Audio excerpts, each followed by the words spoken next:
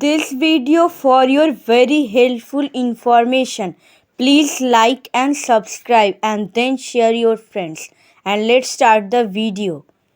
पर्यावरण प्रदूषण समस्या और समाधान. फर्स्ट पॉइंट ऑफ हेडिंग, प्रदूषण का अर्थ. स्वच्छ वातावरण में ही जीवन का विकास संभव है. जब वातावरण में कुछ हानिकारक तत्व आ जाते हैं तो वातावरण को दूषित कर देते हैं. यहाँ गंदा वातावरण जीवधारियों के लिए अनेक प्रकार से हानिकारक होता है. इस प्रकार वातावरण के दूषित हो जाने को प्रदूषण कहते हैं. जनसंख्या की असाधारण वृद्धि एवं औद्योगिक प्रगति ने प्रदूषण की समस्या को जन्म दिया है. औद्योगिक तथा रासायनिक कूड़े कचरे के ढेर से पृथ्वी, हवा तथा पानी प्रदूषित हो रहे हैं. प्रदूषण के प्रकार. आज के वातावरण में प्रदूषण निम्न रूपों में दिखाई पड़ता है. नंबर 1 वायु प्रदूषण, नंबर 2 जल प्रदूषण, नंबर 3 ध्वनि प्रदूषण, नंबर 4 रासायनिक प्रदूषण. नंबर 1 वायु प्रदूषण. वायुमंडल में विभिन्न प्रकार की गैसें एक विशेष अनुपात में उपस्थित रहती है. जीवधारी अपनी क्रियाओं द्वारा ऑक्सीजन और कार्बन डाइऑक्साइड छोड़ते रहते हैं. हरे पौधे प्रकाश की उपस्थिति में कार्बन डाइऑक्साइड लेकर ऑक्सीजन निष्कासित करते रहते हैं. इससे वातावरण में ऑक्सीजन और कार्बन डाइऑक्साइड का संतुलन बना रहता है. किंतु मानव अपने आज्ञावश और आवश्यकता के नाम पर इस संतुलन को नष्ट करता रहता है. नंबर 2 जल प्रदूषण. सभी जीवधारियों के लिए जल बहुत महत्वपूर्ण और आवश्यक है. पौधे भी अपना भोजन जल माध्यम से प्राप्त करते हैं. यह भोजन पानी में घुला रहता है. जल में अनेक प्रकार के खनिज तत्व, कार्बनिक, अकार्बनिक पदार्थ तथा गैसें घुली रहती है. यदि जल में यह पदार्थ आवश्यकता अधिक मात्रा में हो जाते हैं तो जल प्रदूषित होकर हानिकारक हो जाता है.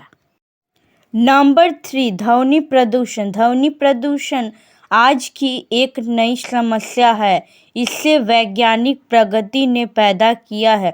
मोटर कार, ट्रैक्टर, जेट विमान, कारखानों में सायरन मशीनों तथा लाउडस्पीकर आदि ध्वनि के संतुलन को बिगाड़कर ध्वनि प्रदूषण उत्पन्न करते हैं. तेज ध्वनि के स्मरण शक्ति का ह्रास होता है और कार्य करने की क्षमता पर भी बुरा प्रभाव पड़ता है. कभी कभी पड़ोस में लाउडस्पीकर बजने से रात भर नींद नहीं आती. इससे अनेक प्रकार की बीमारियां पैदा हो जाती है. अत्यधिक ध्वनि प्रदूषण से मानसिक विकृति तक हो जाती है. नंबर 4 रासायनिक प्रदूषण. कारखाने से बहते हुए अवशिष्ट द्रव्यों के अलावा खाद्यान्न की उपज में वृद्धि की दृष्टि से उपयुक्त कीटनाशक दवाइयों से और रासायनिक खादों से भी स्वास्थ्य पर प्रतिकूल प्रभाव पड़ता है. यह पदार्थ पानी के साथ बहकर नदियों, तालाबों और अत्यंत समुद्र के में पहुंच जाते हैं और जीवन को अनेक प्रकार से हानि पहुंचाते हैं. प्रदूषण के उपाय. अतः इस समस्या पर नियंत्रण के लिए सबसे प्रथम उपाय जो यह है कि बढ़ती हुई जनसंख्या पर नियंत्रण किया जाए.